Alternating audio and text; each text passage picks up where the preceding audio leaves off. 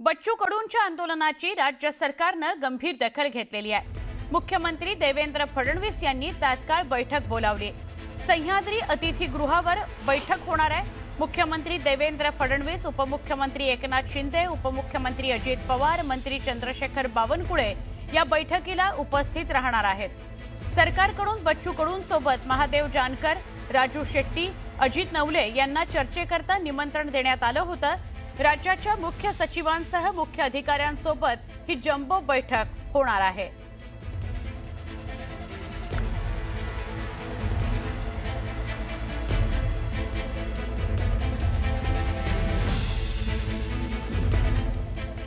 शेतकरी कर्जमाफीच्या मुद्द्यावर बच्चू कडूंनी ट्रॅक्टर महाएल्गार मोर्चा काढलाय।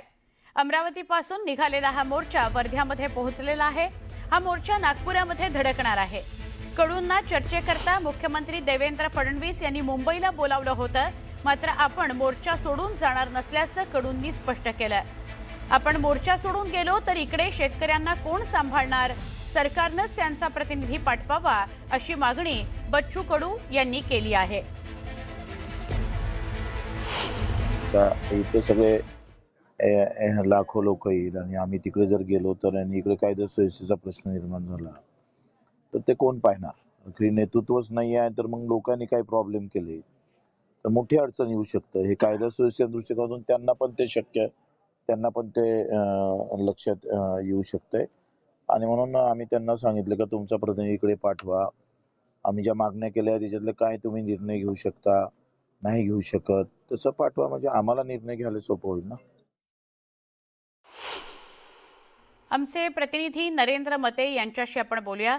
नरेंद्र, अमरावतीहून वर्ध्याकडे आलेला आहे हा मोर्चा, दुसरीकडे त्यांना मुंबईवरनं निमंत्रण धाडलेलं आहे भेटीचं मुख्यमंत्र्यांनी प्रत्यक्ष। काय सांगाल या सगळ्या घडामोडींसंदर्भात? बरोबर आहे। काल रात्रीला 8 वाजता हा जो महाएल्गार रॅली जी आहे, ट्रॅक्टर रॅली जी आहे ती वर्ध्याच्या आर्वीमध्ये दाखल झाली। त्यानंतर ही रॅली जी आहे ते मार्गक्रमण करत वर्ध्याच्या सुकळी स्टेशन सुकळीबाई या गावी आली आहेत। त्या ठिकाणी या रॅलीचा मुक्काम सुद्धा झालेला आहे। त्यावेळी रात्री 1:30 वाजता बच्चू भाऊ या ठिकाणी आले आणि त्यानंतर या ठिकाणी त्यांनी जेवण केलं आहे, चटणी भाकरी आणि यासोबत कार्यकर्त्यांसोबत त्यांनी बैठक घेतली।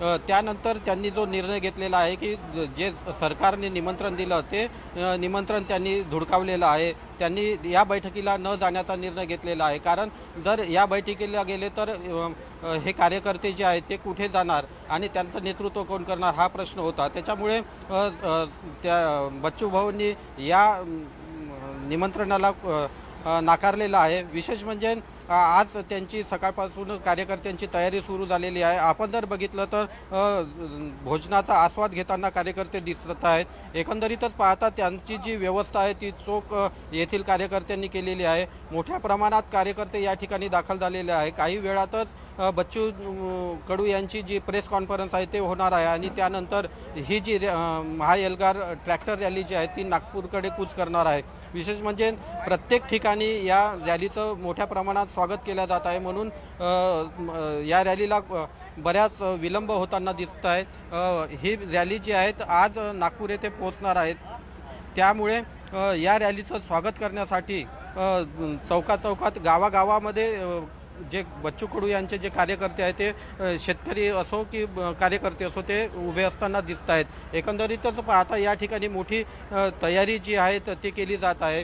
आपल्यासोबत काही कार्यकर्ते सुद्धा आहे, त्यांच्या कार्यकर्त्यांशी आपण बातचीत करणार आहोत। काय सांगाल, कशा पद्धतीनं हे आयोजन केलं आहे? मी सहदेव उन्हाळे, लातूर जिल्ह्यातून अहमदपूर तालुका येथून आलेला। मी अर्थार्थी प्रहारचा कार्यकर्ता नाही, पण शेतकरी म्हणून बच्चू भाऊ कडूंना एक पाठिंबा द्यावा म्हणून मी या ठिकाणी आलो आहे। मी मुंबई मंत्रालयावर पायी खांद्यावर नांगर घेऊन पायी चालत गेलो होतो आणि त्या ठिकाणी सुद्धा व्यथा मांडल्या होत्या आणि बच्चू भाऊ कडूने स्वतः फोन करून याबाबत बोललं होतं। आता जी यात्रा आहे ती हे नागपूरला जाणार आहे आणि त्या ठिकाणी जोपर्यंत या मागण्या मंजूर होणार नाही, जोपर्यंत कर्जमाफी कर्जमुक्ती होणार नाही, तोपर्यंत त्या ठिकाणाहून आम्ही कोणीच हलणार नाही। आम्ही त्यांच्यासोबत शेवटच्या क्षणापर्यंत राहणार आहोत। जिवाळ्याचा जो प्रश्न आहे कर्जमुक्तीचा, काय सांगाल त्या? आम्ही परभणी जिल्ह्यातून आलो आम्ही अखिल भारतीय किसान सभेचे लोक आहोत, शेतकरी आहोत आणि महत्त्वाचा मुद्दा म्हणजे आमच्या मराठवाड्यामध्ये प्रचंड पाऊस झाला. अतिवृष्टीमध्ये आमचं सगळं पीक गेलेलं आहे. भरपाई आम्हाला मिळालेली नाही. त्याबरोबर कर्जमुक्तीचं जे आश्वासन फडणवीस सरकारनं दिलं होतं 2000च्या विधानसभेच्या निवडणुकीमध्ये, ते त्यांनी पाळलं नाही. त्यामुळं शेतकऱ्यांमध्ये आमच्या मराठवाड्यामध्ये प्रचंड असंतोष आहे आणि याचा उद्रेक भडका भविष्यामध्ये होईल.